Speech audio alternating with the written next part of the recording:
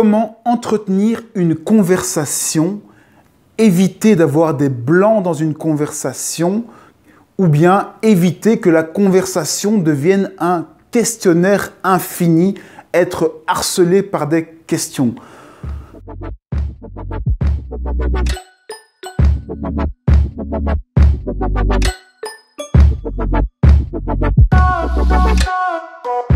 Eh bien, il y a deux problèmes lorsque l'on veut avoir une conversation avec une personne.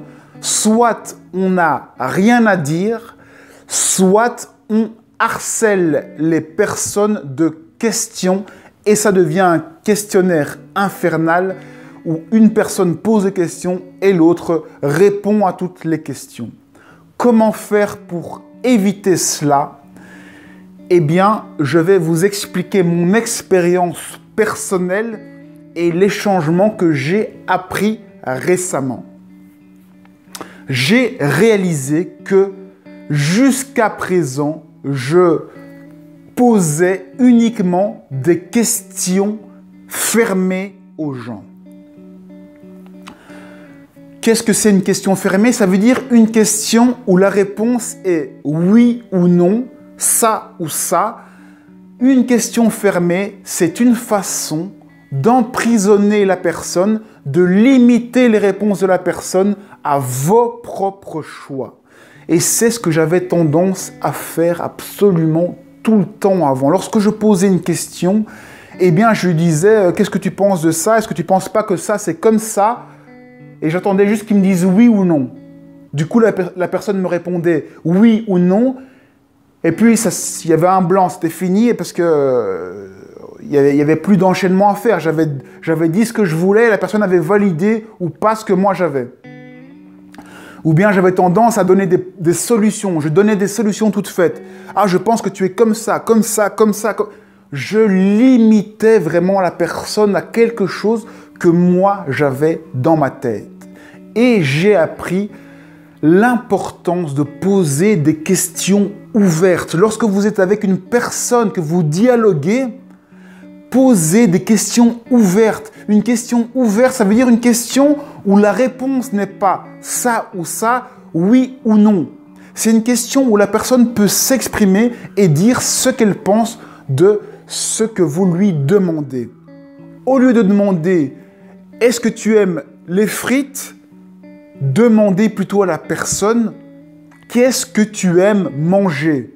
Ça va peut-être lui donner des idées, elle va raconter toute une histoire, son histoire. Alors que si vous poussez la chose, eh bien vous limitez, vous forcez votre vision à l'autre personne. Poser des questions ouvertes, c'est poser des questions qui commencent par « Pourquoi » ou « Comment ». Comment tu te sens? Et la personne va raconter comment elle se sent. Elle va devoir expliquer les choses. Elle va devoir expliquer avec ses mots les choses. Alors que si vous dites « Est-ce que tu as mal à la tête ?» Là, elle va répondre « Non » ou « Oui ». Là, vous clôturez, vous limitez le champ à « Est-ce que tu as mal à la tête ?» Et du coup, peut-être qu'elle a mal à la tête et qu'en plus, elle ressent d'autres choses, mais que parce que vous lui avez demandé ça, elle va juste vous dire « Oui, j'ai mal à la tête ». Mais elle ne va pas forcément vous dire « Et j'ai aussi mal au ventre parce que je suis angoissé, parce que j'ai vécu ceci ou cela ». Donc, les questions qui commencent par « Comment »,« Pourquoi »,« De quelle manière »,« Pour quelle raison », etc. Ce sont des questions ouvertes qui permettent à la personne de s'exprimer pleinement. Et donc, du coup, ça enrichit la conversation parce que la conversation est pleine. Et alors, vous pouvez poser des questions en rapport à ce qu'elle vous dit. Et les questions seront bien sûr naturellement ouvertes. Ça, c'est le premier point. On pose toujours naturellement des questions fermées. On pose des questions fermées parce que c'est plus facile de projeter ce que nous, on a en tête et de ne pas laisser la personne s'exprimer. C'est une forme de peur qui s'exprime. On enferme la personne dans notre vision, dans ce que l'on veut voir, dans ce que l'on projette. On veut montrer que l'on sait, qu'on a compris, au lieu de laisser la fleur sortir et de s'exprimer. Ça, c'est la première chose. La seconde chose, c'est qu'on a peur de s'exprimer nous-mêmes. On n'ose pas s'exprimer, du coup, on pose des questions, on harcèle de questions parce que c'est plus facile que l'autre s'exprime plutôt que nous. Du coup, si vous avez un blanc, eh bien, n'hésitez pas à parler de vous-même. Vous posez une question ouverte et une fois que la personne s'est exprimée, si elle ne va pas plus loin, si elle ne vous renvoie pas une question, eh bien, répondez vous-même à cette question ouverte que vous avez posée et dites par exemple, eh bien, moi en tout cas, je me sens bien parce que j'ai passé une bonne journée et etc., etc. Vous enchaînez en racontant qui vous êtes. Les gens ont peur de dire qui ils sont parce qu'ils ont peur d'être attaqués sur leurs points faibles, leurs points sensibles. Les gens ont peur d'exprimer leurs émotions, qui ils sont, ce qu'ils ressentent. C'est une peur fondamentale parce qu'on est tous dans un conservatisme, on a peur de se faire attaquer, on a peur d'ouvrir notre cœur et du coup, on se limite, on se bride et on préfère poser des questions. Et dans ces questions, on masque nos projections, on masque le message qu'on veut faire passer. Du coup, vous avez le pouvoir à vous seul de créer une conversation passionnante en posant des questions, qui vont permettre de découvrir réellement qui est la personne qui est avec vous, en posant des questions intelligentes sur ce que ressent la personne, sur différents sujets, sur le passé, sur le futur, sur maintenant. Il y a des tonnes de questions si vous réfléchissez comme ça en termes de découverte de la personne qui est là. Et si vous n'avez pas d'idée sur le passé ou sur le futur, eh bien, maintenant est un puits inépuisable de questions. Comment te sens-tu maintenant? Quelles sont les émotions qui ont le plus d'importance pour toi?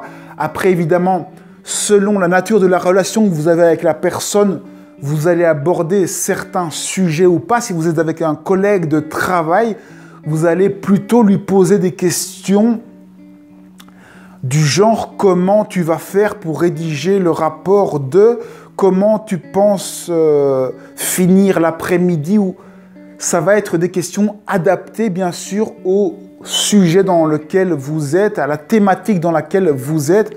En tout cas, il y a la clé de comment, pourquoi, pour quelles raisons, de quelle manière. Toutes ces questions ouvrent des portes, ce sont des questions ouvertes. Et puis, bien sûr, parlez de vous-même, parlez de qui vous êtes, de vos capacités, de ce que vous faites, de ce que vous savez bien faire. Et ainsi, vous remplirez toutes vos conversations. La troisième chose, c'est que bien sûr, vous n'êtes pas obligé de remplir les conversations. Vous pouvez très bien être à l'aise avec les blancs, vous pouvez jouer avec les blancs et vous devez être libre bien sûr de vous exprimer ou de ne pas vous exprimer. Mais ça doit rester du domaine du choix, il ne doit pas y avoir d'angoisse sous-jacente derrière ces blancs qui sont éventuellement créés. De manière générale, il va y avoir deux thématiques. Il va y avoir la thématique de la personne qui est avec vous. Qu'est-ce que cette personne qui est avec vous aime bien faire, aime bien être, aime bien acter, faire? Et qu'est-ce que vous aimez faire et qui vous êtes? C'est vraiment la découverte d'un monde ou de votre monde. À un moment, vous exprimez votre monde et puis vous le confrontez à son monde et vous évoluez, vous voyez les choses qu'il y a en commun, en différent, et normalement la conversation doit être fluide. Si vous avez l'intelligence, bien entendu, de poser des questions ouvertes, de parler de vous et de ne plus avoir peur des blancs.